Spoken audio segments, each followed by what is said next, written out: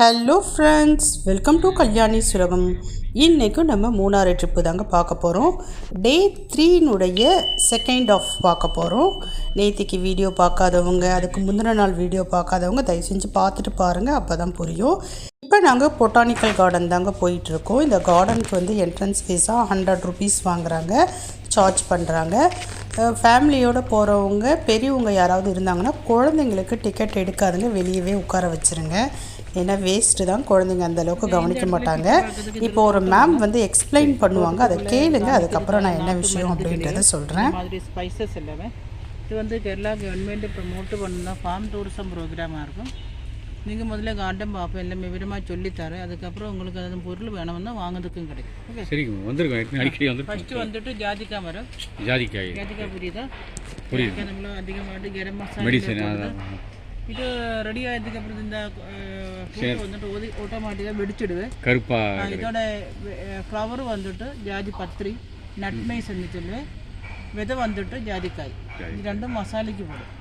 அந்த medicine value டைஜஷனுக்கு பெட்டராக இருக்கும், ஸ்லீப்பிங் டிஸார்டருக்கு விதை. இப்போ உங்களுக்கு ஓரளவு புரிஞ்சிருக்கும் அப்படின்னு சொல்லிட்டு நினைக்கிறேன். ஆக்சுவலாக அந்த மேம் என்ன பண்ணுறாங்க அப்படின்னு சொல்லிட்டு பார்த்தீங்கன்னா, அந்த கார்டனில் இருக்கக்கூடிய ஒரு பிளான்ட்டை பற்றியும் எக்ஸ்பிளைன் பண்ணுறாங்க. அந்த பிளான்ட்டில் எந்த பகுதியில் இருந்து மெடிசினல் எடுக்கிறாங்க, அந்த செடியினுடைய ஓவரால் யூசஸ் என்னென்ன, அதில் இருந்து எடுக்கக்கூடிய மெடிசினல் ஹியூமன் பீயிங்க்கு என்ன டிசீஸை க்யூர் பண்ணுறதுக்கு யூஸ் ஆகுது அப்படின்ற எல்லா விஷயத்தையும் அவங்க எக்ஸ்பிளைன் பண்ணுறாங்க.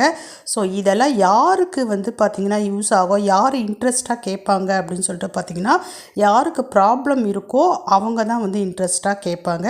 ஸோ அதனால தான் சொன்னேன், சின்ன குழந்தைங்கள வந்து பார்த்திங்கன்னா ஃபோர்ஸ் பண்ணி இந்த கார்டனுக்கு அமௌண்ட்டு பே பண்ணி கூட்டு வர வேணாம். பெரியவங்க வந்திருந்தாங்கன்னா ஒரு வேளை பெரியவங்க கையில் குழந்தைய ஒப்படைச்சிட்டு நீங்கள் மட்டும் உள்ளே வந்து கேட்கலாம். பொதுவாக வந்து பார்த்திங்கன்னா ஒரு 40 ஏஜுக்கு மேலே இருக்கிறவங்களுக்கு கண்டிப்பாக வந்து பயனுள்ளதாக தான் இருக்கும். ஏன்னா அவங்களுக்கு மூட்டு வலி, கை வலி, கால் வலி, இல்லை ஏதோ ஒரு பிரச்சனை இருக்கிறவங்க நீங்கள் மெடிசினல் வந்து சாப்பிட்டுட்ருக்கீங்கன்னா கூடுதலாக இதையும் வாங்கி வந்து சாப்பிட்லாம்.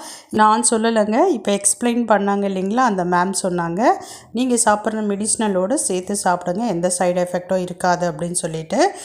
தேவைப்படுறவங்க நீங்கள் மூணாறு வந்தீங்கன்னா ஒரு வேளை இங்கே விசிட் பண்ணுங்கள், பாருங்கள். உங்களுக்கு ஏதாவது தேவைப்பட்டதுன்னா நீங்கள் வந்து உங்கள் டாக்டர்கிட்ட கன்சல்ட் பண்ணிவிட்டு இந்த மருந்தையும் சாப்பிடலாமா அப்படின்றதையும் கேட்டுக்கிட்டு அதுக்கப்புறமேட்டு கண்டினியூ பண்ணிக்கிங்க. எதையுமே அவங்க எவ்வளோ தான் எக்ஸ்பிளைன் பண்ணாலும் நம்ம இஷ்டத்துக்கு எந்த மருந்தையும் டாக்டர் கன்சல்டேஷன் இல்லாமல் வாங்கி சாப்பிடவே கூடாது. எனக்குமே வந்து பார்த்திங்கன்னா ஒரு தீராத பெரிய பிரச்சனை வந்து பார்த்திங்கன்னா ஹெல்த் இஷ்யூஸ் இருந்துகிட்டு தான் இருக்குது. ஸோ அதுக்கு வந்து பார்த்திங்கன்னா நான் மெடிசினல் சாப்பிட்டுட்டு தான் இருக்கேன். பட் வந்து பார்த்திங்கன்னா எந்த ரிசல்ட்டுமே அந்தளவுக்கு பெருசாக எனக்கு தெரியல. ஸோ இவங்க எக்ஸ்பிளைன் பண்ணதுக்கு அப்புறமேட்டு ஒரு வேளை நான் சாப்பிட்ற மருந்தோடு இதையும் வாங்கி சாப்பிடலாமா அப்படின்ட்டு யோசிச்சுக்கிட்டு இருக்கேன். ஸோ இந்த வீடியோ முடிகிறப்ப நான் மருந்து வாங்கினேனா இல்லையா அப்படின்றத நீங்கள் தெரிஞ்சுப்பீங்க. பட் இந்த மேம் வந்து பார்த்திங்கன்னா ஒரு பிளான்ட்டையும் பற்றி தெளிவாக எக்ஸ்பிளைன் பண்ணாங்க. ரொம்ப பிடிச்சிருந்தது அவங்களுடைய எக்ஸ்ப்ளனேஷன். ஆனால் குழந்தைங்களாம் கண்டிப்பாக அந்தளவுக்கு விருப்பமாக வந்து இதை கேட்கவே மாட்டாங்க. குழந்தைங்களுக்கு லெசன் எடுக்கிற மாதிரி இருக்கும். எனக்கு தெரிஞ்சு குழந்தைங்க பொதுவாக இந்த இடத்த விரும்ப மாட்டாங்க அப்படின்னு சொல்லிட்டு தான் தோணுது. இடம்னா நான் அந்த இடத்த குறிப்பிடலை, இங்கே டைம் ஸ்பெண்ட் பண்ணுறதை அவங்க அவ்வளோவா லைக் பண்ண மாட்டாங்க. ஏன்னா அவங்க பொறுத்த வரைக்கும் ட்ரிப்புன்னு வரப்போ ஏதோ ஒரு ஃபால்ஸாக இருந்தால் நல்லா குளித்து என்ஜாய் பண்ணுவாங்க.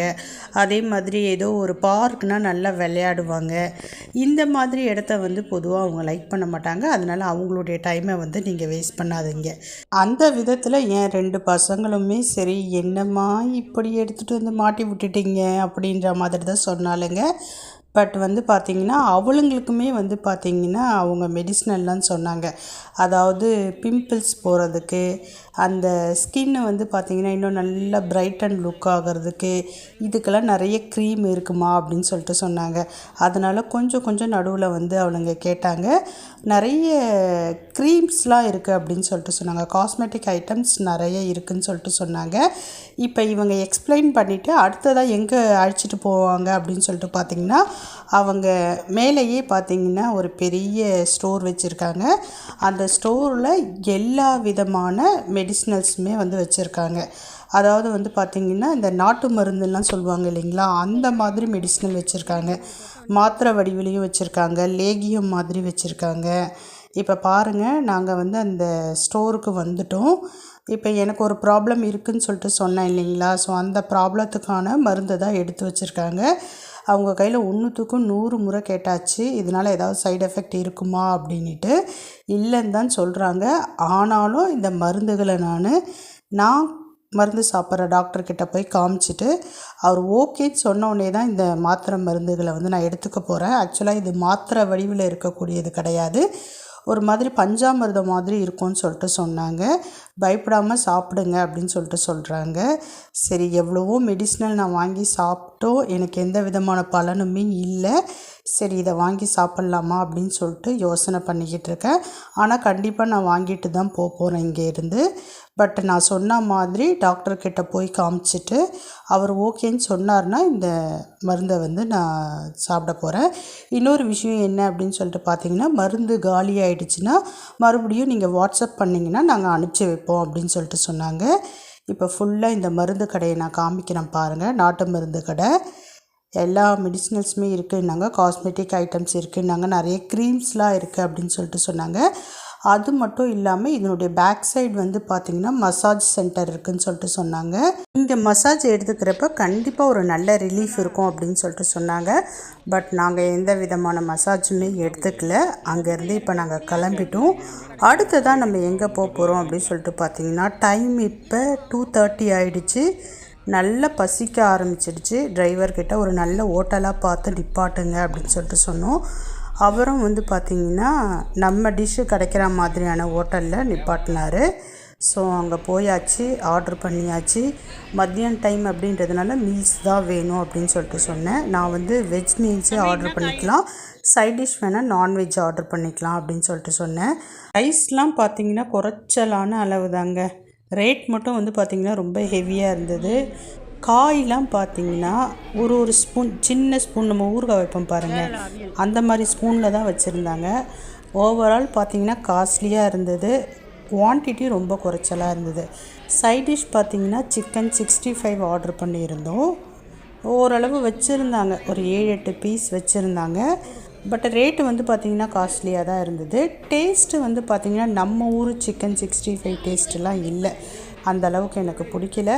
அப்படியே சாப்பிட்டுட்டு வந்தாச்சு, பே பண்ணிட்டோம். காஸ்ட்லியாக தான் இருந்தது, என்ன பண்ணுறது அப்படின்னு சொல்லிட்டு பே பண்ணிவிட்டு அங்கேருந்து கிளம்பியாச்சுங்க. கிளம்பி கொஞ்சம் தூரம் கூட வரலை. நேத்திக்கு மாதிரியே இன்றைக்கும் மழை பிடிச்சிக்கிச்சு. பட் நேத்திக்காவது ஒரு 5 o'clock மேலே மழை பிடிச்சிது. இன்றைக்கி வந்து பார்த்திங்கன்னா ஒரு 3:30 பார்த்திங்கன்னா மழை பிடிச்சிக்கிச்சு. அப்புறம் என்ன பண்ணுறது, நேத்திக்கு மாதிரியே எல்லாத்தையும் கேன்சல் பண்ணிவிட்டு ரூமுக்கு வந்துட்டோம். அவ்வளோதாங்க, கிட்டத்தட்ட வந்து 3 நாள் ஆகுது. நாளைக்கு காலையில் நம்ம ரூமை வொக்கேட் பண்ணணும். அதனால் போயிட்டு கொஞ்ச நேரம் ரெஸ்ட் எடுத்துகிட்டு அடுத்தது எல்லாத்தையும் பேக் பண்ண ஆரம்பிச்சிட்டோம். ஏன்னா காலையில் அவசரமாக பேக் பண்ணோன்னா ஏதாவது பொருளை மிஸ் பண்ணிவிடுவோம் அப்படின்ட்டு நாங்கள் போன உடனே பேக் பண்ண ஆரம்பிச்சிட்டோம். நாங்கள் பர்ச்சேசிங் சொல்லிவிட்டு தனியாலாம் டே வந்து ஒதுக்கலை. டெய்லியுமே ஈவினிங் வந்து பார்த்திங்கன்னா நாங்கள் பர்ச்சேஸ் பண்ணிட்டு தான் இருந்தோம். நம்முடைய வீடியோ பார்க்குறவங்களுக்கு தெரிஞ்சிருக்கும். அதனால் நான் போயிட்டு எல்லாத்தையும் பேக் பண்ணிட்டேன். அவ்வளோதான், பேக்கிங் ப்ராசஸ் முடிஞ்சிருச்சு. நாளைக்கு காலையில் எழுந்து குளித்து முடித்து கிளம்ப வேண்டியது தான். இதோட இன்றைக்கி vlog-ஐ முடிச்சிக்கிறேன். நாளைக்கான வீடியோவில் பார்க்கலாம். மறக்காமல் நம்ம வீடியோ பார்க்குறவங்க லைக் பண்ணிவிட்டு நம்ம சேனலை சப்ஸ்கிரைப் பண்ணிக்கோங்க. பாய்.